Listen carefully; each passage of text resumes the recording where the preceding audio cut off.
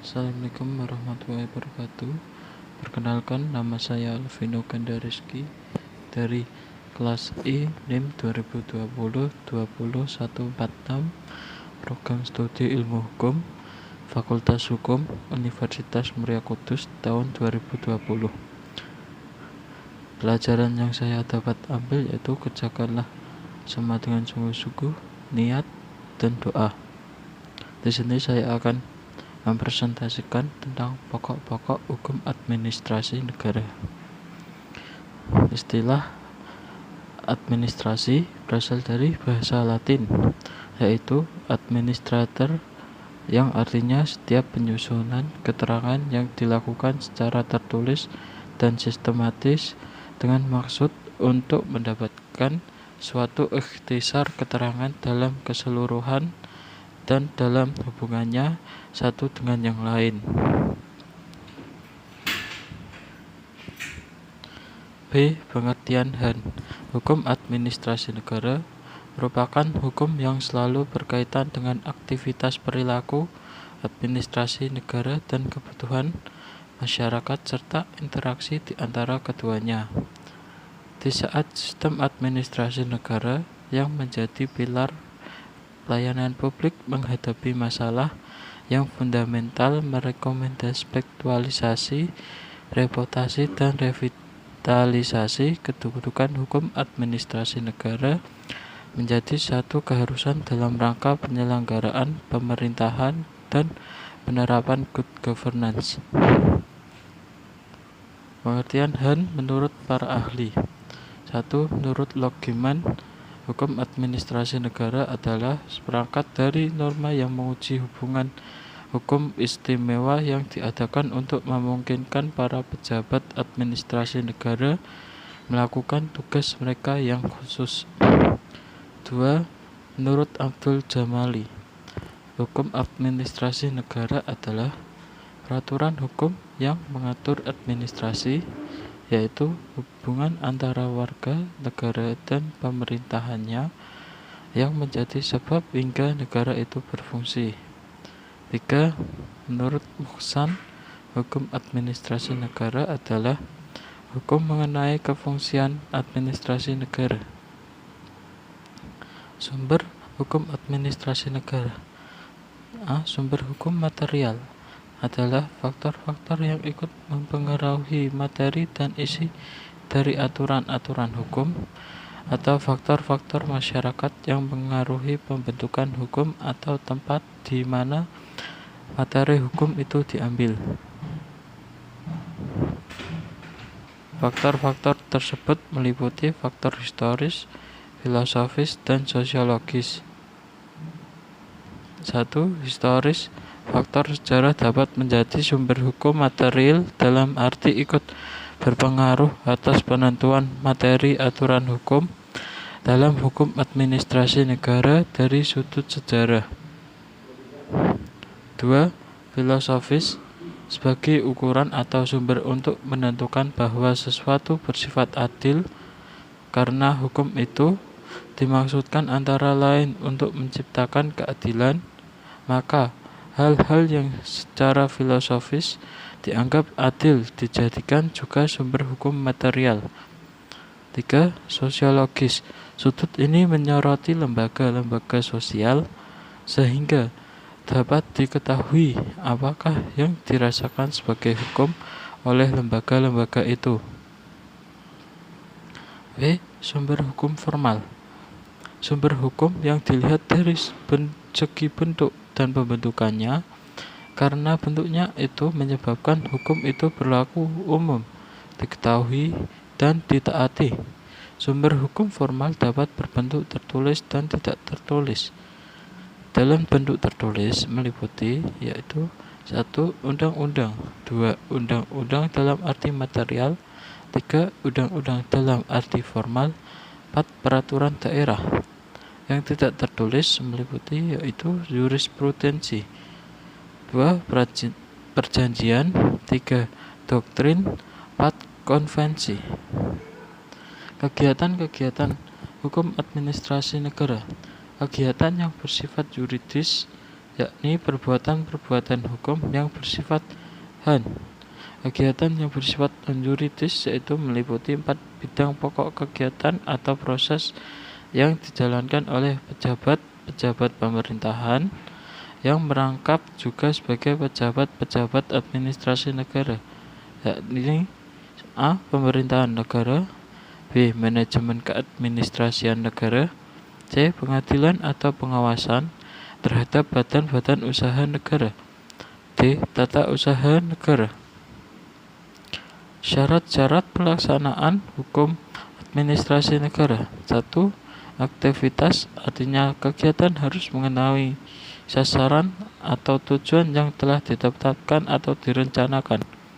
2. Legitimasi, artinya kegiatan administrasi negara jangan sampai menimbulkan keributan karena tidak dapat diterima oleh masyarakat setempat atau lingkungan yang bersangkutan. 3. Yuriditas adalah syarat yang menyatakan bahwa perbuatan para pejabat administrasi negara tidak boleh melawan atau melanggar hukum dalam arti luas.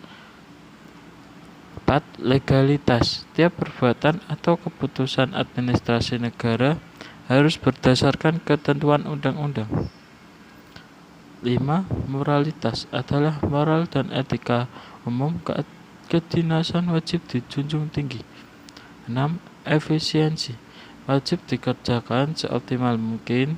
Kehematan biaya dan produktivitas wajib diusahakan setinggi-tingginya.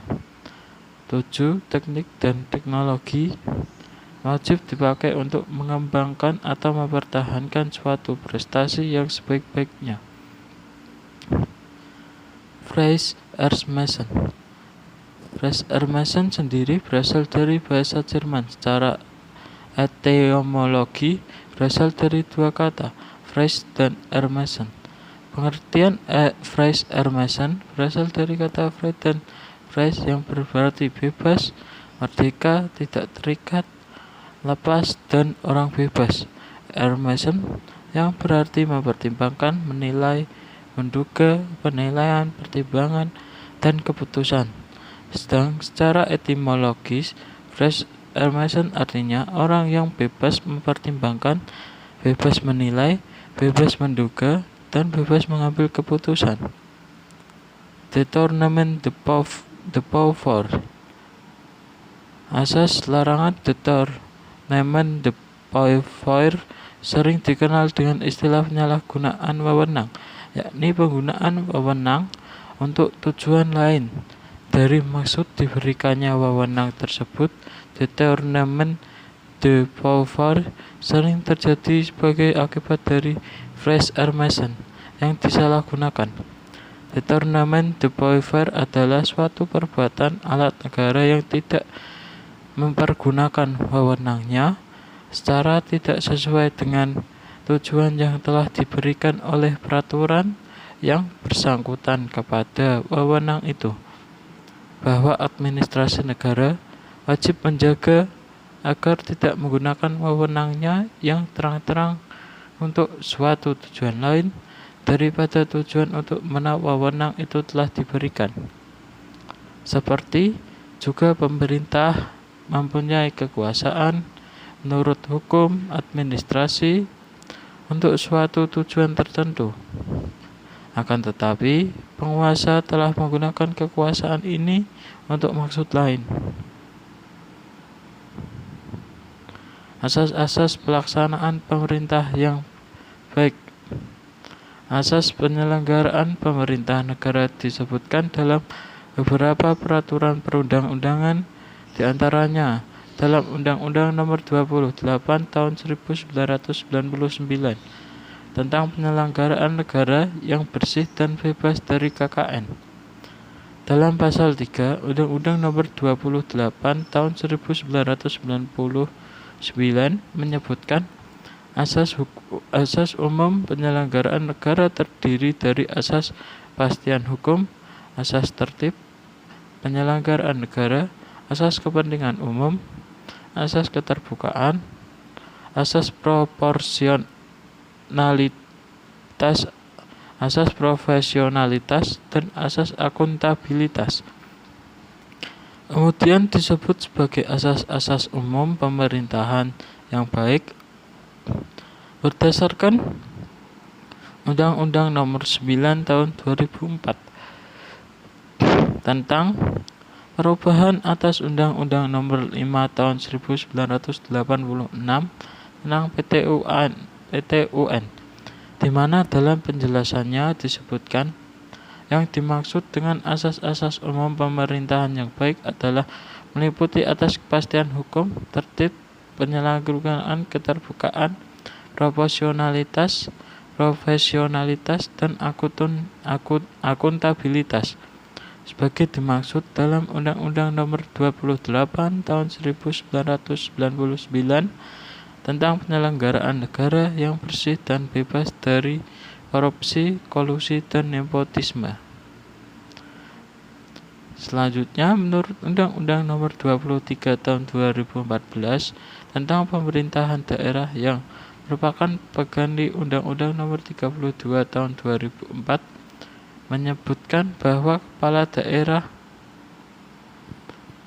dan DPRD dibantu oleh perangkat daerah penyelenggaraan pemerintah daerah berpedoman pada asas penyelenggaraan pemerintahan negara, terdiri dari atas 1. Kepastian hukum, 2. Keterbukaan, 3. Profesionalitas, 4. Efisiensi, 5. Keadilan, 6. Kepentingan umum, 7. Proporsionalitas, 8. Akuntabilitas, 9. Efektivitas. Sekian dari presentasi saya. Assalamualaikum warahmatullahi wabarakatuh.